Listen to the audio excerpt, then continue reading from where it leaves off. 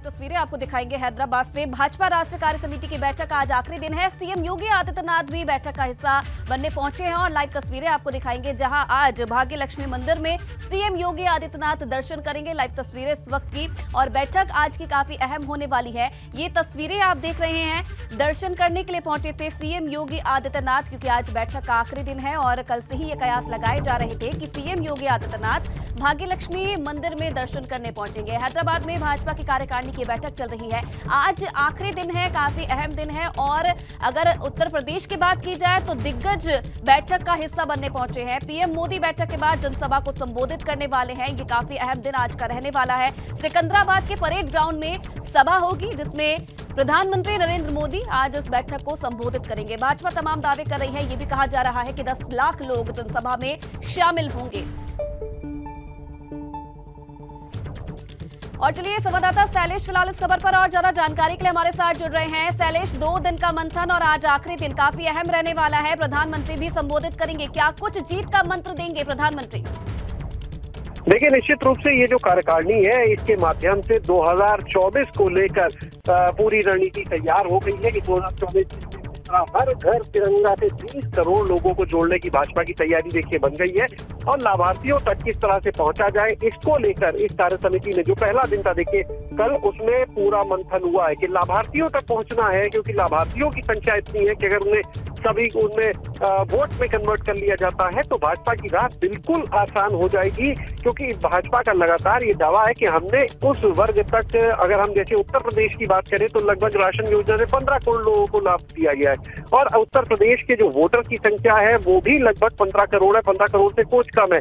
तो अगर आप देखेंगे तो वोटर्स में से अधिकतर संख्या उन लाभार्थियों में आपको मिल जाएगी। इसके बाद उज्ज्वला योजना है, इसके बाद शौचालय और प्रधानमंत्री आवास योजना, तमाम तो लाभार्थियों तक पहुंचना, हर घर को तिरंगे से जोड़ना, 20 करोड़ लोगों तक इसके तहत पहुंचना, ये पूरी वो रणनीति है जिसके ऊपर कल पहले दिन मंथन किया गया। आज दूसरा दिन है। आज की अगर बात करें तो देखिए मुख्यमंत्री जो है वो वहां पर कल ही उन्होंने जब अपना संबोधन किया था तो विधानसभा चुनाव में भाजपा को जो ऐतिहासिक जीत मिली उसको लेकर उन्होंने बात की थी। और इसके बाद आज अगर दूसरे दिन की बात करें तो इसी रणनीति को आगे बढ़ाया जाएगा। प्रधानमंत्री नरेंद्र मोदी जो है वो आज वहां पर विजय संकल्प सभा को संबोधित करने वाले। तो देखिए, ये पूरा मंथन 2024 को लेकर है। और साथ में एक चीज और, क्योंकि हैदराबाद में हो रही है इसलिए बताना जरूरी है कि तेलंगाना का जो किला है उसको जीतने के लिए भी इसमें मंथन किया जा रहा है। तो कुल मिलाकर तेलंगाना विधानसभा के लिए भी प्रधानमंत्री आज जब बात करेंगे तो चुनावी बिगुल फूकेंगे। तो ये पूरी एक स्ट्रैटेजी जो भाजपा की कार्यकारिणी के माध्यम से 2 दिन की बैठक में होगी, उससे 2024 का जो किला है उसको जीतने की राह कैसे आसान की जाए, इसके ऊपर पूरा मंथन लगातार किया जा रहा है। बिल्कुल शैलेश, 2 दिन का मंथन है और आज इसका दूसरा और आखिरी दिन है। योगी आदित्यनाथ कल ही वहां पर पहुंच चुके थे। आज की कौन कौन सी बैठक होनी है, क्या उसका समय रहने वाला है? क्योंकि 4:30 बजे तक ये बैठकें होंगी और उसके बाद प्रधानमंत्री मोदी की जनसभा होगी। तो आज का जो पूरा कार्यक्रम है उसके बारे में जानकारी दें। देखिए, आज भी जो कार्यकारिणी के सदस्य हैं वो वहां पर अपना संबोधन करेंगे। जो पार्टी के आगे की स्ट्रैटेजी है उसको लेकर बात की जाएगी। राष्ट्रीय नेतृत्व जो है वो बताएगा, क्योंकि यहाँ पर देखिए जितने भी भाजपा शासित राज्य है उन सभी के मुख्यमंत्रियों को बुलाया गया है। तो वहां पर, और जो उनके प्रदेश अध्यक्ष हैं, महामंत्री संगठन है, ये सारे लोग वहां पर बुलाए गए हैं। तो निश्चित रूप से वहां पर आज का जो मंथन होगा, आज की जो बैठक होगी, उस बैठक के माध्यम से एक संदेश देने की कोशिश होगी 2024 के किले को जीतने के लिए। और देखिए, हर राज्य की परिस्थितियां अलग होती है। जैसे बात करें उत्तर प्रदेश की सबसे बड़ा राज्य है, यहाँ की परिस्थितियां अलग है। इसके बाद अगर बात करते हैं यहाँ से बाहर निकलकर अन्य राज्यों की, तो उनकी परिस्थिति अलग है। उत्तराखंड की परिस्थिति बिल्कुल, जबकि छटा हुआ राज्य लेकिन अलग है।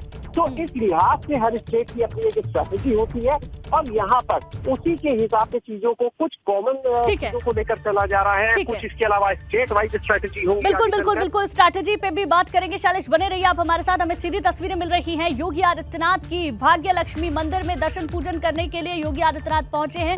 कल से ही हैदराबाद में मौजूद है। राष्ट्रीय कार्यकारिणी की बैठक जारी है, जिसका आज दूसरा दिन है। और ये जो सीधी तस्वीरें आप देख रहे हैं, भाग्य लक्ष्मी मंदिर पहुंचे हैं योगी आदित्यनाथ। जिसमें दर्शन पूजन करेंगे। सीधी तस्वीरें आप देख सकते हैं, योगी आदित्यनाथ आपको नजर आएंगे, पीछे पूरी सिक्योरिटी, इसके साथ साथ तमाम लोग वहां पर मौजूद हैं। मंदिर में योगी आदित्यनाथ पहुंच चुके हैं। हैदराबाद से ये सीधी तस्वीरें आप देख रहे हैं, जहां योगी आदित्यनाथ भाग्य लक्ष्मी मंदिर में पहुंचे। देखिए, अब से कुछ देर पहले की ये तस्वीरें हैं जब योगी आदित्यनाथ मंदिर में प्रवेश कर रहे थे। मंदिर में अंदर जाते हुए आप योगी आदित्यनाथ को देख सकते हैं। मंदिर पहुंचे हैं, दर्शन पूजन करेंगे और भारतीय जनता पार्टी की जो 2 दिन की ये महत्वपूर्ण बैठक है उसमें आज भी योगी आदित्यनाथ शामिल होंगे। कल भी राष्ट्रीय कार्यकारिणी की बैठक में योगी आदित्यनाथ शामिल हुए थे, कल ही हैदराबाद पहुंच चुके हैं। और ये जो तस्वीरें हम आपको दिखा रहे हैं योगी आदित्यनाथ के दक्षिण मिशन की है। विजय लक्ष्मी मंदिर में पहुंचे हैं दर्शन करने के लिए, पूजन करने के लिए। और जो लगातार बैठकें चल रही हैं, राष्ट्रीय कार्यकारिणी की सभी बीजेपी शासित राज्यों के मुख्यमंत्री को बुलाया गया है, जिसमें की बात चाहे उत्तर प्रदेश के मुख्यमंत्री योगी आदित्यनाथ की हो या उत्तराखंड के मुख्यमंत्री पुष्कर सिंह धामी की। इसके साथ साथ तमाम राज्य जहां पर भारतीय जनता पार्टी की सरकार है उन मुख्यमंत्रियों को बुलाया गया है, प्रदेश अध्यक्ष को बुलाया गया है। सरकार और संगठन के बीच सामंजस्य के साथ किस तरीके से भारतीय जनता पार्टी आगे बढ़ सकती है, इसको लेकर इस बैठक में मंथन हो रहा है। और महत्वपूर्ण बात यह है कि 24 का मिशन अब बहुत नजदीक है और उस मिशन को कैसे पूरा किया जाए, 24 का जो किला है वो कैसे फतेह किया जाए, इसको लेकर ये बैठक चल रही है। और सीधी तस्वीरें लगातार हम आपको दिखा रहे थे और ये अब से कुछ ही देर पहले की तस्वीर है। मंदिर में इस वक्त योगी आदित्यनाथ मौजूद हैं, जहां विजय लक्ष्मी मंदिर में वो पूजा अर्चना कर रहे हैं और इसके बाद वो वापस लौटेंगे जहां पर ये बैठक होगी। बैठक लगातार चल रही है। शैलेश हमारे संवाददाता ज्यादा जानकारी के साथ हमारे साथ लाइव जुड़ गए हैं, शैलेश से पूरी जानकारी लेंगे। शैलेश, विजय लक्ष्मी मंदिर में पहुंचे हुए हैं योगी आदित्यनाथ, हमने तस्वीरें भी देखी, अपने दर्शकों को भी दिखाई। अब इसके बाद का मुख्यमंत्री का क्या कार्यक्रम है?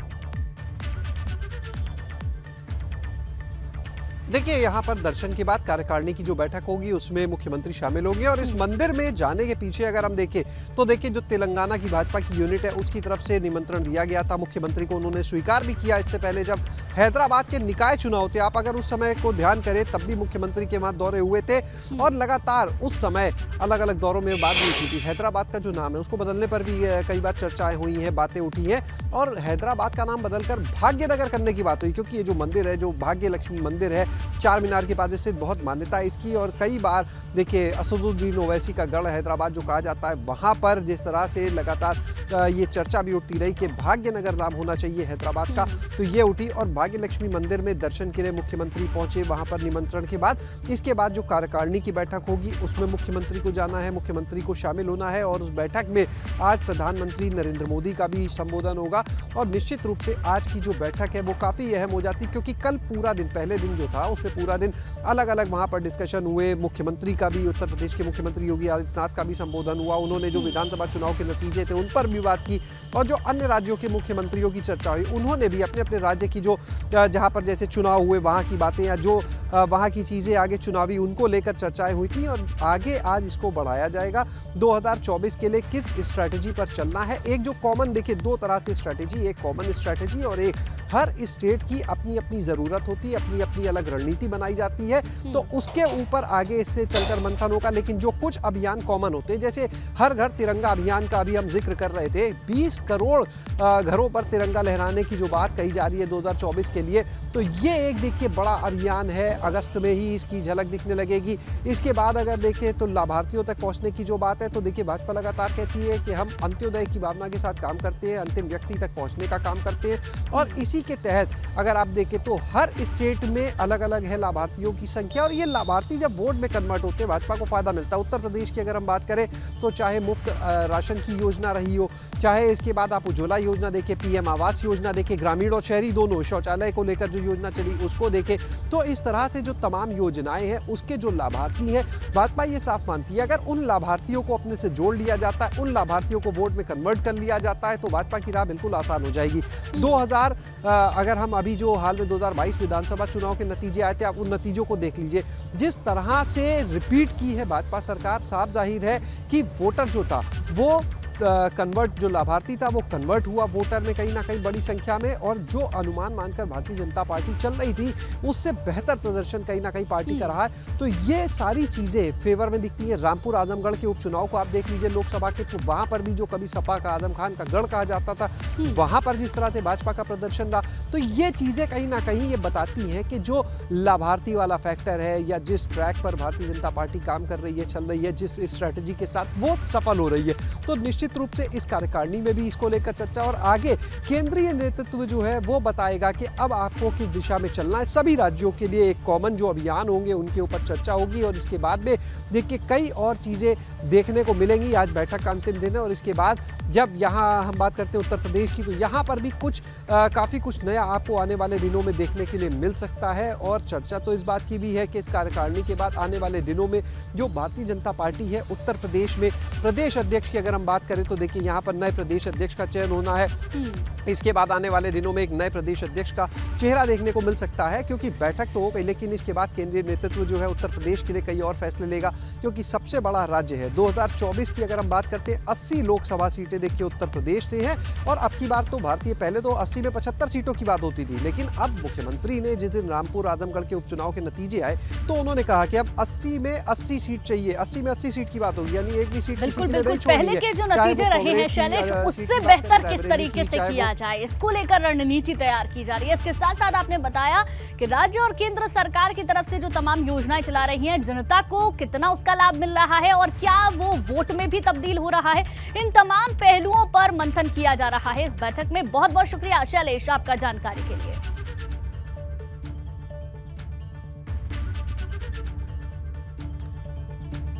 तो देखिए उस वक्त की तस्वीरें हम आपको दिखा रहे हैं, शैलेश ने पूरी जानकारी हमें दी, और ये जो तस्वीरें आप इस वक्त देख रहे हैं वो योगी आदित्यनाथ जब विजय लक्ष्मी मंदिर पहुंचे उस दौरान की तस्वीरें हैं। आज ही शाम को लखनऊ लौटना है, कल हैदराबाद पहुंचे थे, राष्ट्रीय कार्यकारिणी की बैठक में शामिल हुए थे। आज भी महत्वपूर्ण बैठक है, आज प्रधानमंत्री मोदी खुद संबोधित करेंगे, और शाम को 4:30 बजे के बाद एक जनसभा को प्रधानमंत्री संबोधित करेंगे, और भारतीय जनता पार्टी ये दावा कर रही है कि 10 लाख से ज्यादा लोग वहां पर मौजूद रहेंगे। बहरहाल ये जो तस्वीरें हैं आपकी टेलीविजन स्क्रीन पर, ये उस वक्त की तस्वीरें हैं जब योगी आदित्यनाथ विजय लक्ष्मी मंदिर में दर्शन पूजन करने के लिए पहुंचे थे। वहीं इससे पहले कल भाजपा की राष्ट्रीय कार्यकारिणी की बैठक में क्या कुछ हुआ, आइए आपको एक रिपोर्ट के जरिए समझाते हैं।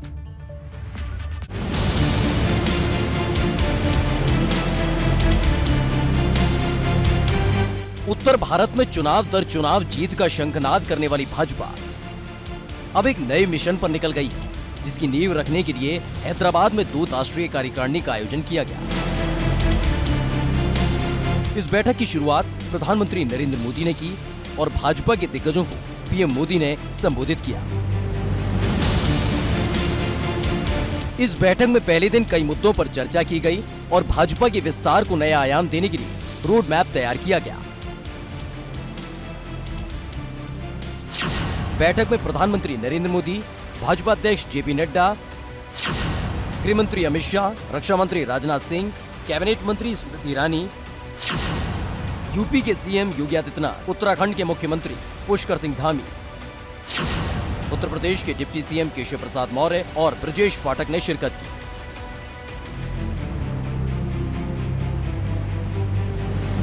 राष्ट्रीय कार्यकारिणी की बैठक में भाजपा ने विकास को अपने एजेंडे में सबसे ऊपर रखने का ऐलान किया और साथ ही परिवारवाद पर जबरदस्त हमला बोला। इस बैठक के पहले दिन दक्षिण में मिशन कमल का पूरा रोड मैप तैयार किया गया, तो वहीं जीत के मंत्र भी दिए गए। भाजपा की राष्ट्रीय कार्यकारिणी की बैठक में आजादी महोत्सव पर चर्चा की गई। इसके साथ ही हर घर तिरंगा कार्यक्रम पर चर्चा की गई। मुहिम से 20 करोड़ लोगों को जोड़ने का लक्ष्य रखा गया।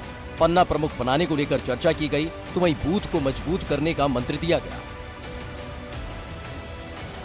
ये तो पहला दिन था।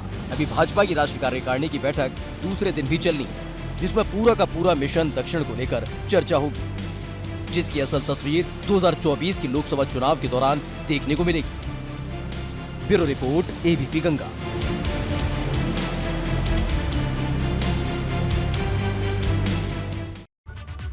और चलिए अब बात वाराणसी के ज्ञानवापी विवाद की। ज्ञानवापी विवाद पर कल से फिर से सुनवाई शुरू होने जा रही है और इस सुनवाई से पहले आज दोनों पक्ष, हिंदू पक्ष और मुस्लिम पक्ष बैठक करेगा।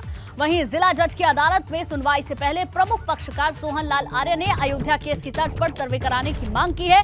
उन्होंने कहा कि सर्वे को लेकर अदालत में याचिका दाखिल करने की तैयारी है। तो अब यह देखने वाली बात होगी कि याचिका दाखिल होती है या नहीं, और अगर याचिका दाखिल हो जाती है तो क्या अयोध्या के मामले की तरह ही ज्ञानवापी मामले पर भी सर्वे कराया जाएगा और क्या उसी तरीके से उसकी रिपोर्ट तैयार होगी। बहरहाल कल से इस मामले में सुनवाई होनी है और दोनों पक्षों ने अपनी तैयारी को मजबूत कर लिया है। हिंदू पक्ष और मुस्लिम पक्ष दोनों तैयारी कर रहे हैं। जिला जज की अदालत में सुनवाई से पहले प्रमुख पक्षकार सोहन लाल आर्य ने अयोध्या केस की तर्ज पर सर्वे कराने की मांग भी की और उन्होंने ये भी कहा है कि याचिका लगाने को लेकर उनकी ओर से तैयारी की जा रही है। हिंदू पक्ष और मुस्लिम पक्ष अपने अपने दावे कर रहे हैं। हिंदू पक्ष जहां शिवलिंग होने का दावा कर रहा है, मुस्लिम पक्ष का कहना है कि फव्वारा है। इसी बीच तमाम याचिकाएं लगाई गई हैं और कल से इस पूरे मामले में फिर से सुनवाई होगी, जिसके लिए दोनों पक्षों ने अपनी तैयारी को मजबूत कर लिया है। सर्वे पहले भी हो चुका है। सर्वे के आधार पर कोर्ट सुनवाई करेगा और इन सबसे अलग सर्वे की जो रिपोर्ट है वो भी सार्वजनिक हो चुकी है। उसमें हमने देखा कई तरीके के साक्ष्य वहां देखने को मिले हैं, जिसके बाद हिंदू पक्ष लगातार ये दावा कर रहा है कि वहां पर मंदिर ही था और जो एक पत्थर मिला है उसे शिवलिंग कहा जा रहा है। इसके साथ साथ दूसरी तरफ मुस्लिम पक्ष ये कह रहा है कि वहां पर कोई शिवलिंग नहीं, वो फव्वारा है, काफी वक्त से बंद है, इसीलिए उसे चालू नहीं किया जा सकता, क्योंकि पहले भी ये मांग उठी है कि अगर फव्वारा है तो चालू करके दिखाइए। अब इन सब के बीच में कोर्ट क्या सुनवाई करेगा ये देखने वाली बात होगी। बहरहाल दोनों पक्षों की ओर से अपनी तैयारी को मजबूत कर लिया गया है। वाराणसी के ज्ञानवापी विवाद में कल फिर से सुनवाई होने जा रही है और इस सुनवाई से पहले आज दोनों पक्षों की तैयारी मजबूत कर ली गई है। बैठक आज होनी है, हिंदू पक्ष और मुस्लिम पक्ष बैठक करेगा और जिला जज की अदालत में सुनवाई से पहले प्रमुख पक्षकार जो हैं वो अयोध्या केस की तर्ज पर सर्वे कराने की मांग भी कर रहे हैं। अब इस पूरे मामले में क्या कोर्ट कहता है, क्या कोई नई याचिका लगाई जाती है, मुस्लिम पक्ष के दावे कितने मजबूत है और हिंदू पक्ष के दावे कितने मजबूत है, ये इन तमाम चीजों पर फैसला कोर्ट को करना है। लेकिन बड़ी बात यह कि कल फिर से सुनवाई शुरू होगी। नीतीश हमारे संवाददाता ज्यादा जानकारी के साथ हमारे साथ जुड़ गए हैं।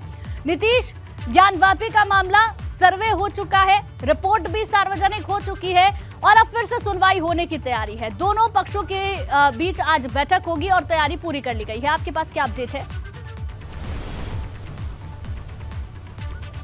गुंजन, अगर अपडेट की बात कर ले तो आज का अपडेट अहम है। अहम इसलिए कि एक मामला था जो सुर्खियों में था, बीच में कुछ दिनों के लिए इस पर विराम लगा, कुछ दिनों के लिए कहे कि ब्रेक लगा और फिर अब मामले की सुनवाई कल से फिर 2 बजे से शुरू।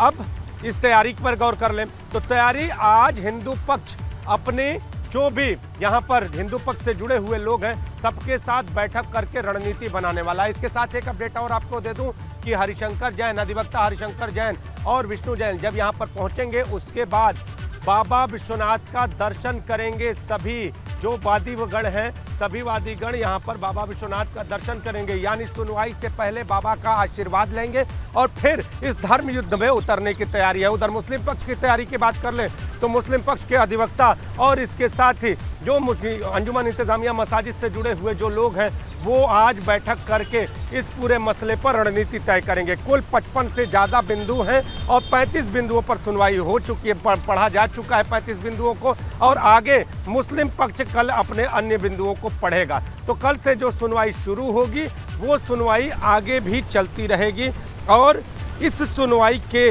अगर एक पक्ष के अगर अलग दावे की बात और कर लें तो अयोध्या के तर्ज पर एएसआई सर्वे कराने की मांग करने की तैयारी है।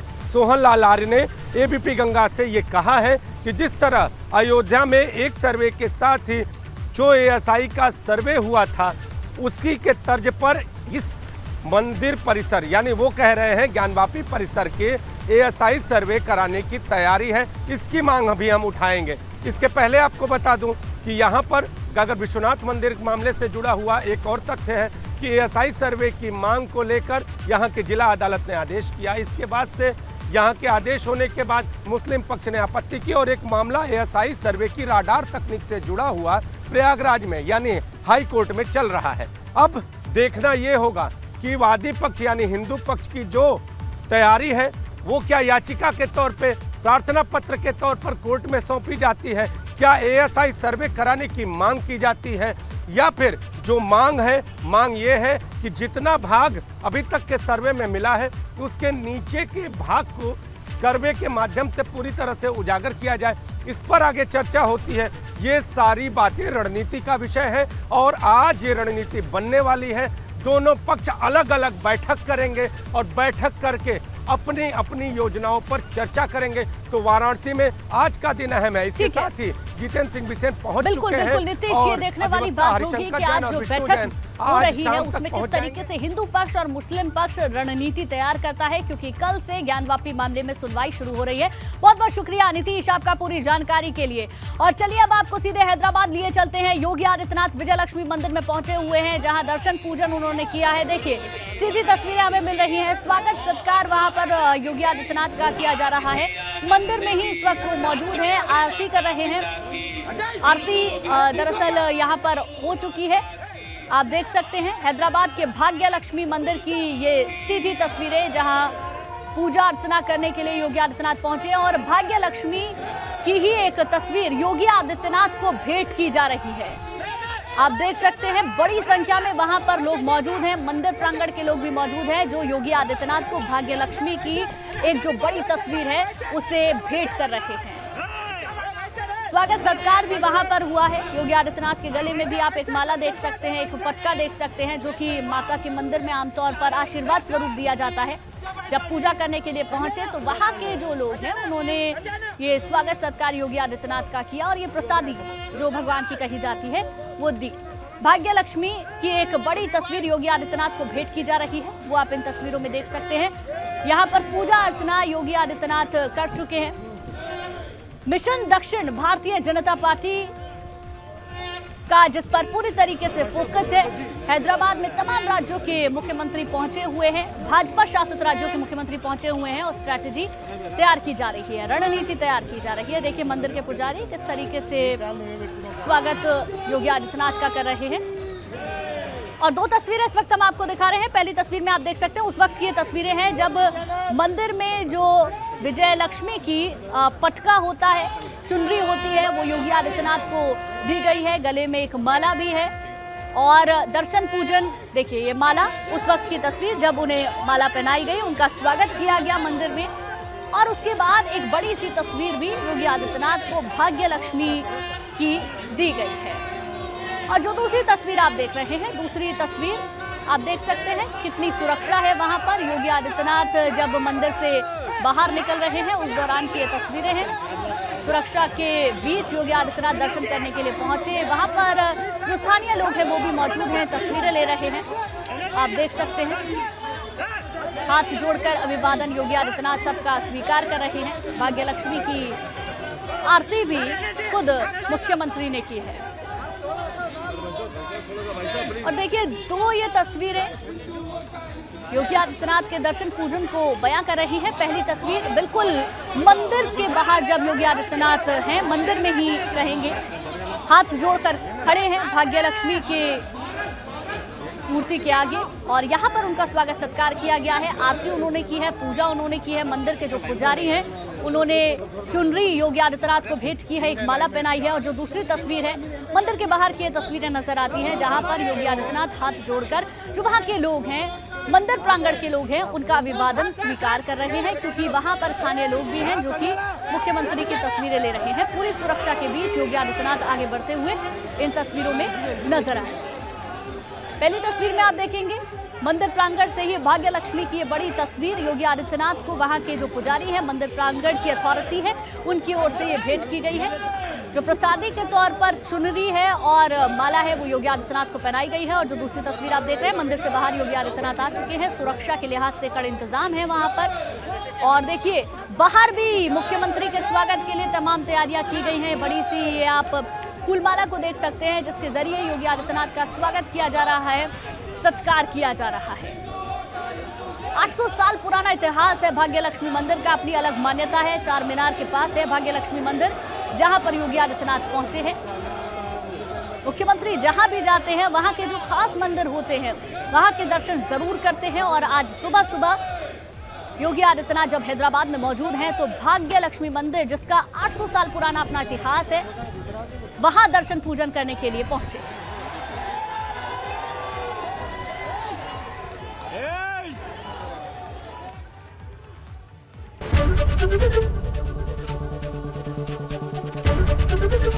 एबीपी गंगा, खबर आपकी, जुबान आपकी।